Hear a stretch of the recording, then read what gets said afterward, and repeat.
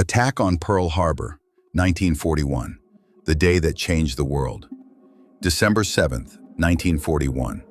A calm Sunday morning dawns over Pearl Harbor, Hawaii. Golden sunlight dances on the waves, palm trees sway in the breeze, and the great battleships of the U.S. Pacific Fleet rest peacefully in their berths. Sailors laugh, share breakfast, polish the decks. It is a day like any other. The sound of the sea and distant birds fills the air. No one knows that within the hour, this peaceful paradise will become a scene of unimaginable horror. The quiet before the storm has never felt so fragile. Far across the northern Pacific, 6 Japanese aircraft carriers cut silently through the dark ocean. Aboard them are over 350 aircraft, fighters, bombers, torpedo planes, and more than 4,000 men, bound by duty and secrecy.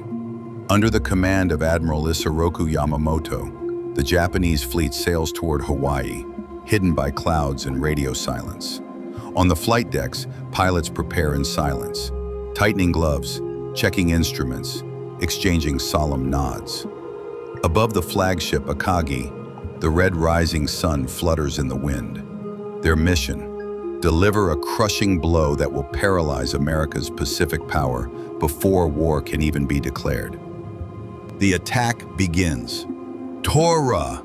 Tora! Tora! Tora! 7:48 a.m. Japanese commander Mitsuo Fuchida radios a single coded phrase: Tora! Tora! Tora! The signal that total surprise has been achieved. From the sky, hundreds of Japanese Zero fighters and bombers descend upon Oahu. The peaceful morning erupts into chaos. Bombs rain down. Torpedoes tear through the harbor waters. A direct hit detonates the forward magazines of the USS Arizona, engulfing the ship in a blinding fireball. The explosion shatters windows miles away and sends a column of black smoke high into the heavens. Sailors run in every direction, shouting, diving for cover, manning anti-aircraft guns, or jumping into burning oil-filled water. The world seems to end in thunder and flame. Within minutes, the harbor becomes an inferno. The USS Oklahoma rolls over completely, trapping hundreds of men inside. The West Virginia and California sink slowly beneath the surface. Explosions echo across the island as Japanese planes strafe runways and hangars. Oil slicks ignite, covering the water in sheets of fire. The sky turns black with smoke. Amid the devastation, countless acts of heroism unfold. Sailors pull the wounded from the water, gunners fire until the very end, and doctors work in makeshift hospitals under fire.